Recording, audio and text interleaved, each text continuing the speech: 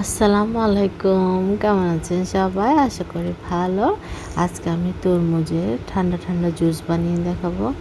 এখন যেহেতু গরম বেশি পড়ছে আর এখন যেহেতু তরমুজের সিজন, তাই আপনারা খুব সহজে কিন্তু বাড়িতে এই জুস বলেন, শরবত বলেন তরমুজের, এটা কিন্তু সহজে বানিয়ে নিতে পারেন। ঠান্ডা ঠান্ডা খেতে কিন্তু খুব ভালো লাগে। আর আমি খুব সিম্পল করে স্বল্প উপকরণ দিয়ে আশা করছি আপনাদের ভালো লাগবে। দেখুন, এটা কিন্তু আমি নর্মাল, এটা আমি ঠান্ডাতে দিব। আপনারা চাইলে বরফ চ্যাট করেও খেতে পারেন, কোনো সমস্যা নেই। ঠান্ডা ঠান্ডা এটা কিন্তু অনেক মন জোড়ানো একটা ড্রিঙ্ক, অবশ্যই আপনারা ট্রাই করবেন। আর আমি এখন জুসটি বানানোর জন্য সব কিছু নিয়ে নেব। এখানে দেখুন, একদম লাল টকটকে একটা তরমুজ নিয়ে নিয়েছি, এরকম ছোটো ছোটো কিউব করে কেটে নিয়েছি। আপনারা চাইলে এটা আরও ছোটো ছোটো করে নিতে পারেন, কিন্তু তরমুজ যেহেতু নরম, এটা বেশি ছোটো করতে হয় না। এটা জাস্ট একটা সাইজ করলে হলো, খোসাটা ছাড়িয়ে নেবেন। আর আপনারা যদি লাল তরমুজ দিয়ে বানান তাহলে কিন্তু কালারটাও সুন্দর আসে। আর মিষ্টি হলে আপনারা চিনির পরিমাণটা কম দিবেন।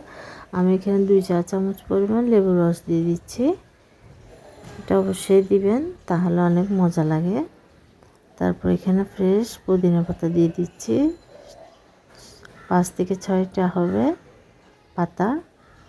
তারপর চিনি দিয়ে, লবণ দিয়ে দিব অল্প পরিমাণ, আর চিনি দিব মিষ্টির স্বাদ অনুযায়ী। যেহেতু তরমুজটা একটু কম মিষ্টি, আপনাদের তরমুজ যদি মিষ্টি বেশি হয় তাহলে আপনার চিনির পরিমাণটা কম দিবেন। যেহেতু একটু কম, তাই আমি একটু চিনিটা দিলাম। আর যদি আপনার মিষ্টিটা মোটামুটি আপনার ভালো লাগে তাহলে আপনারা চিনিটা স্কিপ করতে পারেন, কোনো সমস্যা নেই। যার যেমন মিষ্টি ভালো লাগে। আর সামান্য পরিমাণ আমি পানি অ্যাড করেছি, এটা কিন্তু ঠান্ডা পানি। আপনারা চাইলে এখানে বরফ কুচিয়ে দিতে পারেন, না হয় নর্মাল পানি দিয়েও বানাতে পারেন, যার যেমন ভালো লাগে। এবার আমি ব্লেন্ডার করে নিব।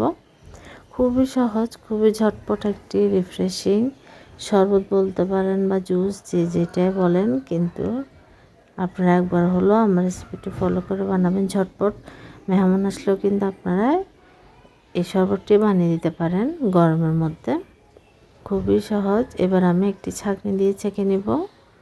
দেখুন, আমার কিন্তু ব্লেন্ডার করা হয়ে ছেঁকে নিলে জুসটি বিচি আপনার যা থাকবে ওগুলা, ওগুলো সব ছেঁকে নিয়ে নেবেন, তাহলে কিন্তু খেতে ভালো লাগবে। না কিন্তু মুখে গেলে এগুলো ভালো লাগবে না খাওয়ার সময়। তাই আমি ছাঁকনি দিয়ে ছেঁকে নিচ্ছি, ছেঁকে নিলে হয়ে যাবে।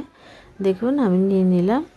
এবার আমি জাস্ট 2টি ডেকোরেশনের জন্য লেবু স্লাইস করে কেটে দিয়ে দিলাম। দেখুন কতটা সহজ, অল্প সময়ে ঝটপট তরমুজের শরবতটি বানিয়েছি। আশা করছি আপনাদের ভালো লাগবে।